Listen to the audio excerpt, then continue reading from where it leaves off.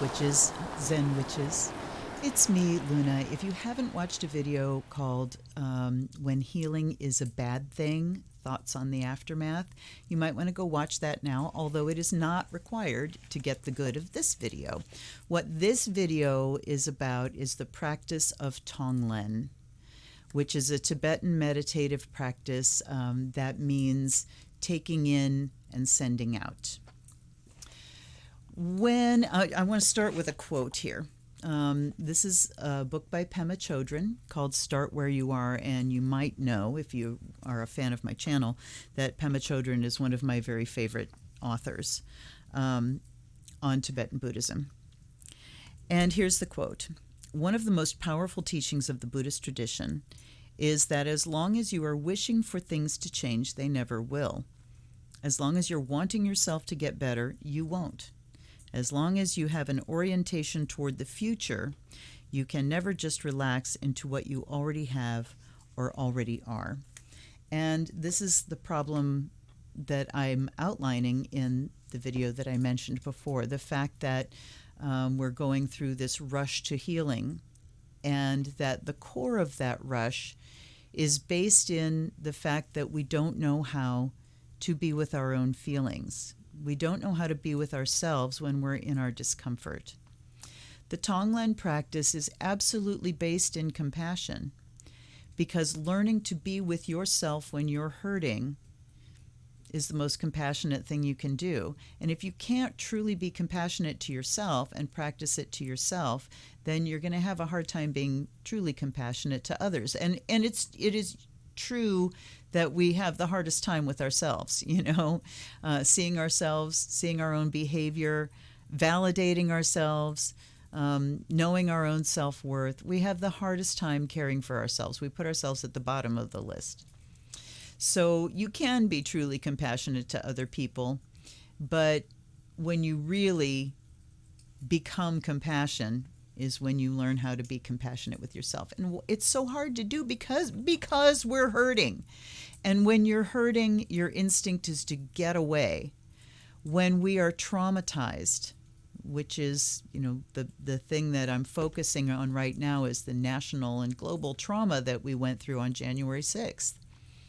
And when trauma happens, what are our responses? Fight, flight, flee, or fight, flight, freeze. That's the third one.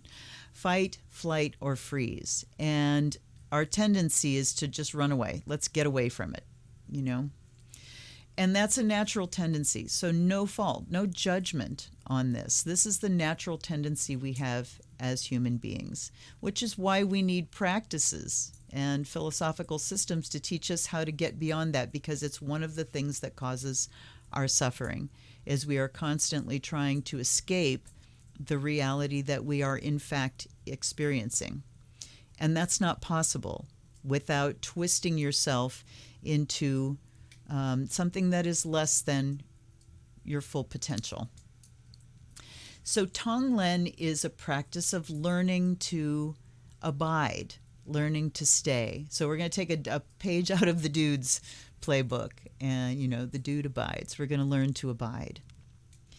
And it helps if you have a meditative practice that you do regularly. It especially helps if that meditative practice is sitting meditation, because that's what sitting meditation is about. It's about just being with yourself, being with your thoughts, but not following them. It's about strengthening that core of yourself that is the I am. That is the beingness, not the thinkingness and the doingness. So Tonglen practice starts with just being in a meditative place. So I'm going to invite you right now to just release your breath. Relax your body as much as you're able to. And just be where you are. In a lot of meditative practices, Zen is one, Tibetan Buddhist sitting meditation is another. We don't close our eyes. We're not shutting out the outside world. What you do is you kind of look down the tip of your nose, you let your eyes sort of be soft focus, but and sort of half lidded.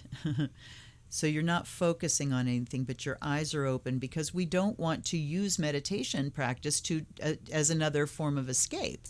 That's just going to delay us processing the parts of ourselves that hurt. It's just going to delay us getting to the heart of what needs to be healed. So you sit with your eyes just kind of half lidded.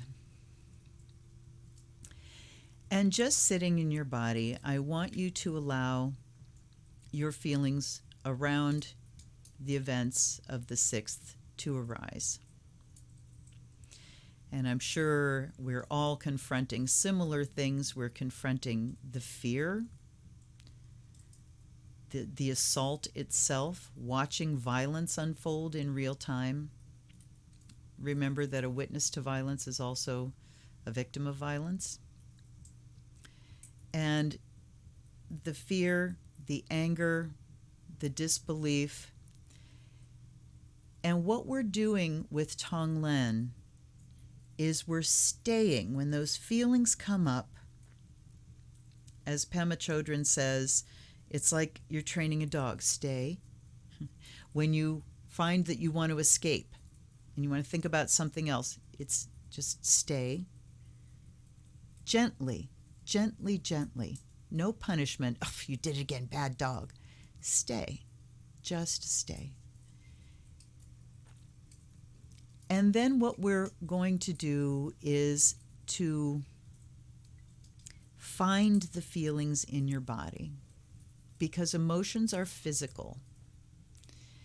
They have a dialogue or a monologue that goes with them. They have a lot of mental activity around them as we interpret, as we judge, as we create the story, and usually put ourselves in the righteous place and someone else in the wrong. So that's the judging is causing the separation there.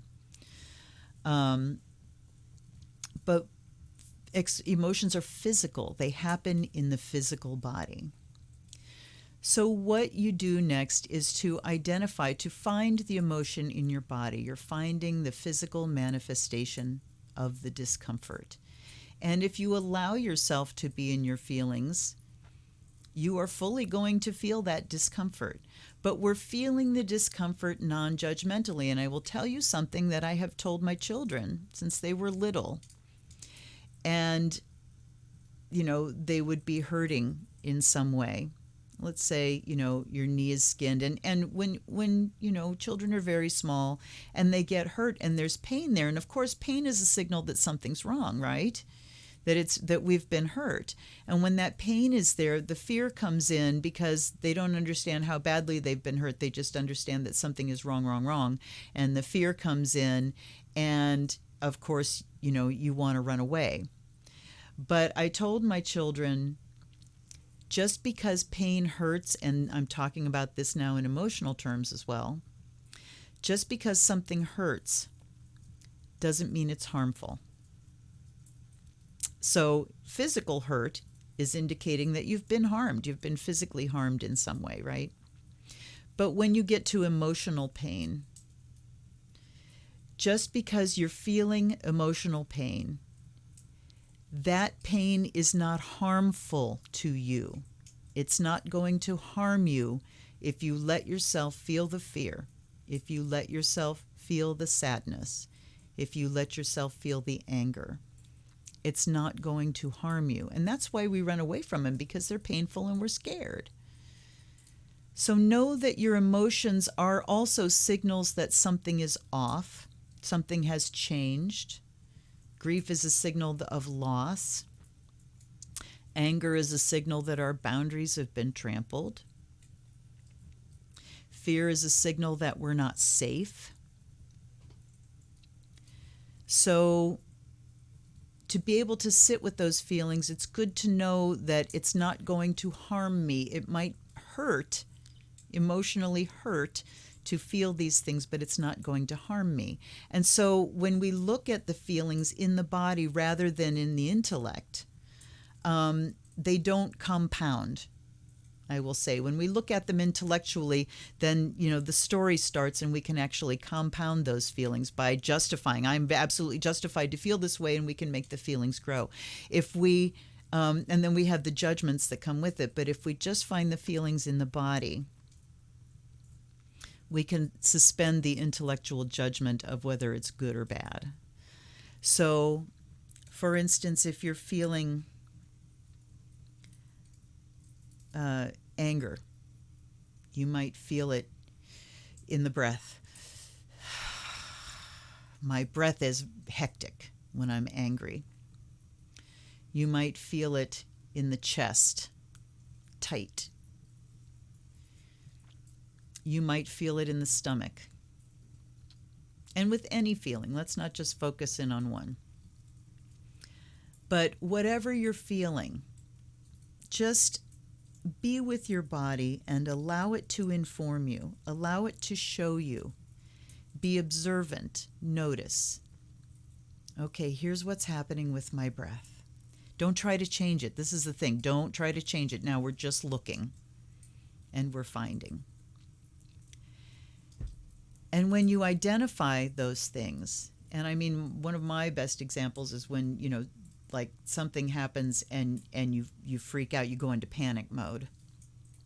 And then things are okay. Maybe there wasn't a reason to panic, and but that process is kicked off and it won't go away. So you sit down to do Tonglen, you sit down, you find the physical sensations, you find the physical manifestation.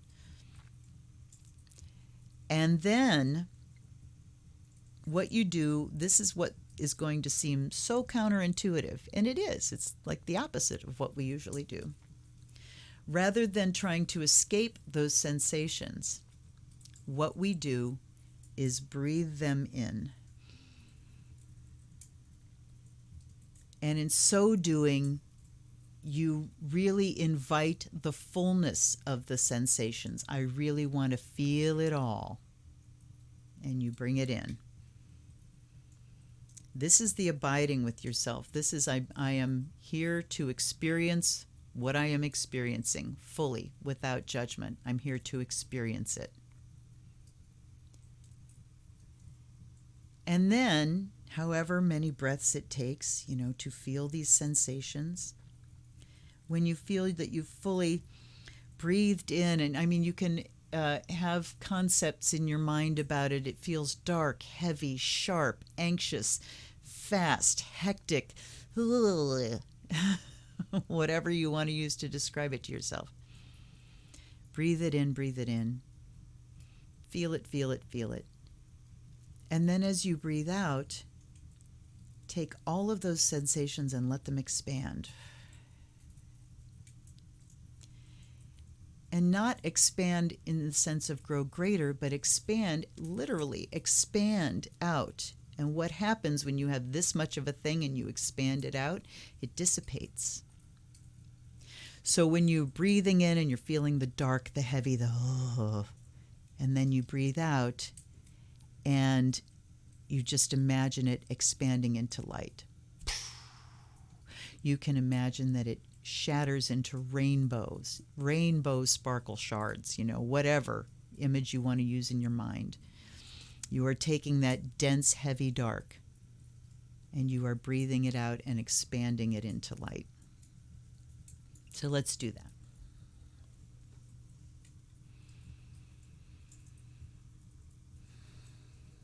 Whatever you're feeling, even if it's not an identifiable emotion, just in the moment you're in, be in whatever you're feeling.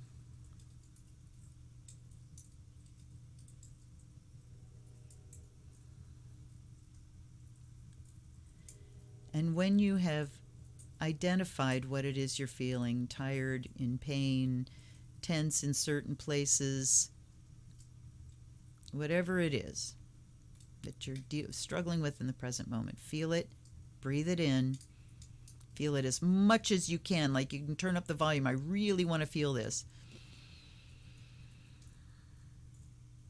And then exhale and feel it expand out. I'm not going to keep going with this. This is for you to do on your own. But what you will experience is this dissipation of the energy. And I'm here to tell you that I have unhooked like full-on panic attacks with this. Shame attacks, where I'm feeling so bad. And what I want to do is make the other person so wrong and make me so right. And that is my red flag of, whoops, you're caught.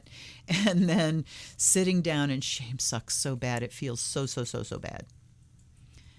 But if you start to work with yourself and just to be with yourself, do you see what a compassionate action this is? And, you know, some of the examples that I have of this, when I was teaching at Hogwarts, and there was a little girl who was 5. And I taught them this as a spell, that they had their wands, and this was when we were doing, what is it, Order of the Phoenix, when Harry learns about the pensive, where, you know, Dumbledore takes his wand, and when he's got things he's worried about and thinking about, and he can literally pull them out of his brain and put them in the pensive to save for later. And so I talked to them about their feelings and how to find them. So it's, you know, this is emotional intelligence instruction to begin with. And one of the things I taught them that you need to hear too is that your feelings belong to you, but they aren't who you are. So I can understand the resistance of feeling anger when we say I am angry rather than I feel angry. Emotions come and go. They move, they flow, they change, they come and go. When they're toxic, they get stuck. When they're trauma-based, they get stuck until they're processed. So they belong to you, but they're not who you are. So it's okay to want to move them through and not identify with them. And so we can accept our emotions better when they think, oh, this is just a normal human reaction. It doesn't define who I am. And then they were to, you know, settle on a feeling, you know, if you're feeling, and I settle on anger with kids because it's very familiar, it's very accessible to all of us, let's face it.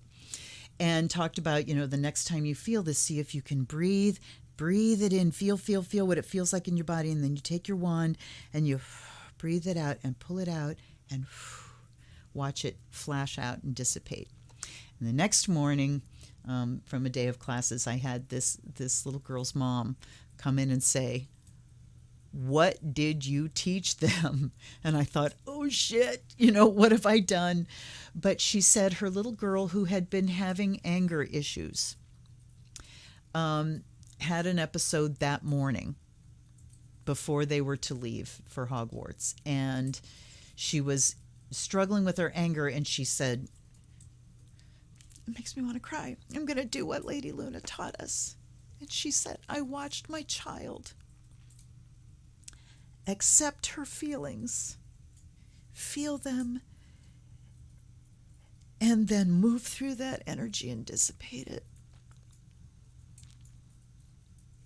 That's how powerful it is. The other example I have is when I was in labor, an example of, you know, running away from things. When I was in labor at home with my daughter, and I had her at home, I had my midwives. There were my midwife and her 2 assistants, and my husband and a friend were there. And I was in the middle of the afternoon, and labor was kind of slowing down a little bit. And the first thing that happened was my midwife identified the fear that I was showing. I expressed it. I cried. I threw up. Labor really started. But she said to me at one point, you know, why don't you get in the tub? Go ahead and get in the tub for a while. We'll hang out here, but go in the tub for a while and relax and my first feeling was, no, I can't. I'm not going to go in there by myself. Are you kidding? And then it occurred to me that I was the only one having the baby. I was the only one that could have the baby. And when I accepted the fact that it really is just me, they can help me, but nobody else can have this baby for me, I went in, I got in the tub, and rather than trying to, and the whole time I'd been doing meditation and everything, and I was dealing with the contractions easily, but I wasn't in like really big transition labor yet. When I went into the tub and a contraction would come, I tried, rather than, meditate and try to not feel it, I went straight for it. I saw that, okay, here it is. I'm going to go to meet it. I'm going to walk straight to you. Show me what you got. Come on, show me. And I found that each time it never got as bad as I expected it to, and it was over much earlier than I thought it would be. So when we move to confront, and not necessarily confront, when we move to the experience of pain, emotional, physical, and there's some physical pain. If you have a terrible injury, nobody's going to fault you for wanting to fucking bail out and dissociate and get out of your body. Nobody in the world is going to fault you for that. But when you're dealing with like maybe chronic pain and you're trying to get away from it, it can be very unhelpful. So when you move towards the experience and you invite the experience to come and show you what it has, my guess is that you're going to find something more important. You're going to find out how strong you really are. You're going to find out that you can take it, that you can survive it, and that you can survive it intact and powerfully and with choice. So that's what I invite you to do in the practice of Tonglen. By all means, go search online, find out more about it if you want more details about it. But the taking and sending part is about your taking in. Take in all this feeling. I'm taking it in. And then I am sending out light, right? And of course, the next octave of Tonglen, and what I really want you to do with this on the front end, is just deal with your own feelings. Abide with yourself. But the next level is when you recognize that the feelings you're having are common to all human beings. They are what make us human. And in that moment, you may discover compassion for everyone else that's feeling this at the same time. And so suddenly you're not alone. And suddenly I now feel for everyone that is with me here feeling this, and you feel your compassion expand. And then you practice for those people that can't do the practice and that do not have the instruction or the courage yet to sit with their own feelings. And you practice for them. I am willing to take in the pain of the world. I am willing to experience this anger in my body. And I will experience it for everyone that is unable to, and I will expand it into light on their behalf. And that's Bodhisattva practice. I hope you got something out of this. I hope that healing can start with feeling our own pain and working with that. But if you haven't watched the When Healing is a Bad Thing video, go watch that now. I'm interested in your thoughts on it. I'm interested in your thoughts on Tonglen. Always, always interested in your comments. Thank you so much for being here. This is the Zen Witch. I'll see you next time. Blessed be.